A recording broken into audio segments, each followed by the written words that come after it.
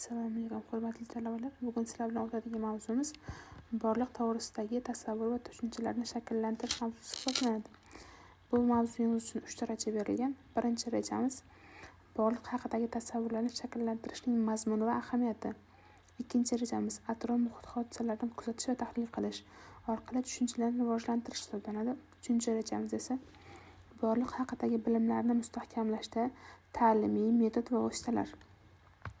Xo'p, mavzumiz boshlanishda borliq o'zi nima? Borliq obyektiv mavjud reallikni ifodalovchi universal falsafiy tushuncha hisoblanadi va bu tushuncha faqat moddiy predmetlarning omilini emas, balki ijtimoiy, madaniy va ideal shakllarni ham o'z ichiga oladi.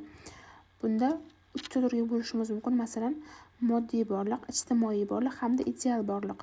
Moddiy borliqda biz ko'ra oladigan, ushlay oladigan, his qila oladigan barcha narsalar, ya'ni tabiat va jismoniy olam hisoblanadi.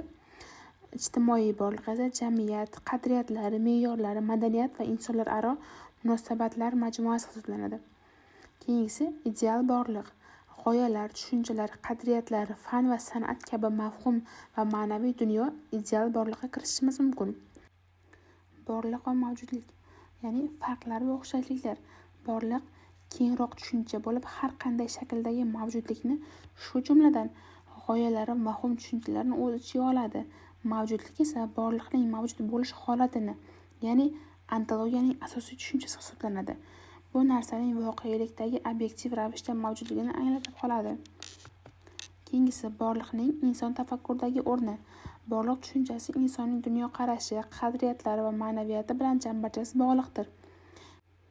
U insonning hayot mazmunini anglashida asosiy rol o'ynaydi. Ijtimoiy borliq.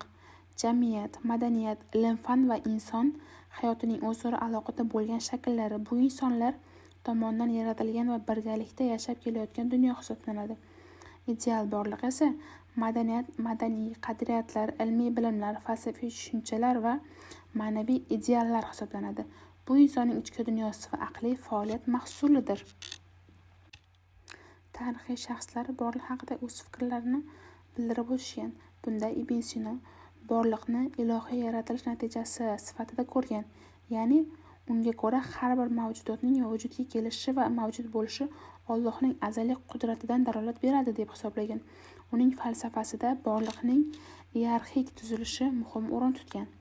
Farabiy borliq va Alloh o'rtasidagi sabab-oqibat aloqasini tahlil qilgan. Uning Fozil odamlar shahri asarida borliqning ma'naviy va jismoniy tomonlari o'zaro bog'liqligi yoritilgan. Farabiyga ko'ra eng oliy borliq sabab va maqsad sifatida qaratilgan.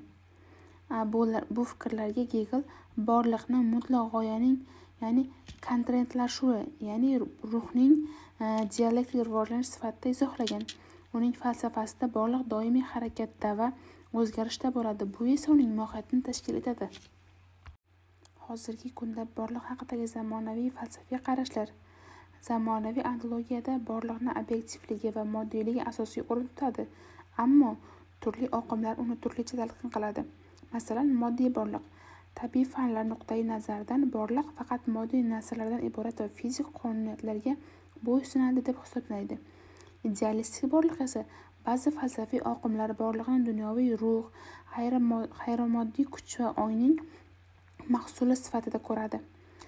Pluralistik borliq esa zamonaviy ontologiya borliqni barcha mavjudotlarning turli ko'rinishlari, o'zaro bog'liq va murakkab tizim sifatida qabul qiladi.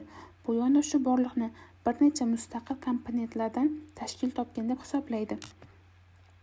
Borliq tushunchasini shakllantirishda muhim savollar mavjud. Ya'ni bunda borliqni anglash jarayonida